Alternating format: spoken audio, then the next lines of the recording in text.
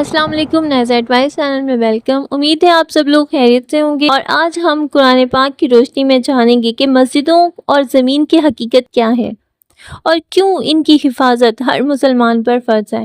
اللہ تعالیٰ قرآن پاک کی آیت سورۃ الجن میں فرماتے ہیں، اور بے شک مسجدیں اللہ کی ہی ہیں اور اللہ تعالیٰ کے ساتھ کسی کو نہ پکارو۔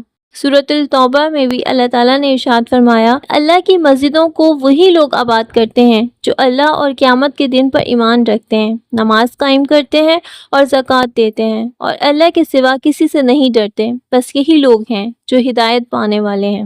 سورۃ البقرہ کی آیت نمبر 114 میں اللہ تعالیٰ فرماتے ہیں، اور اس سے بڑھ کر ظالم کون ہے جو اللہ کی مسجدوں میں اس کا ذکر ہونے سے روکے اور ان کی ویرانی کی کوشش کرے۔ ایسے لوگوں کو خوف کے سوا مسجدوں میں داخل ہونے کا حق نہیں، ان کے لیے دنیا میں رسوائی ہے اور آخرت میں بھی بڑا عذاب۔ اور یاد رکھیے کہ مسجدیں ہی نہیں، یہ ساری زمین بھی اللہ کی ہے۔ سورۃ الاعراف آیت نمبر 128 میں اللہ تعالیٰ نے فرمایا، یقیناً زمین اللہ کی ہی ہے، وہ اپنے بندوں میں سے جس کو چاہے وارث بنا دیتا ہے، اور انجام پرہیزگاروں کا ہی اچھا ہوتا ہے۔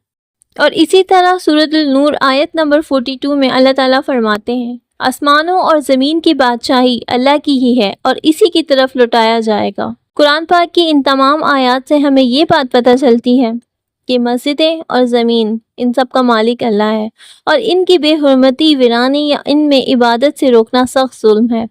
ہم سب پر لازم ہے کہ اللہ تعالیٰ کی مسجدوں کو آباد کریں، ان کی حفاظت کریں اور زمین پر اللہ کا نظام قائم کرنے کی کوشش کریں۔ اللہ تعالیٰ ہم سب کو دین حق پر چلنے کی توفیق عطا فرمائے۔ دعاؤں میں یاد رکھیے گا۔ اللہ حافظ۔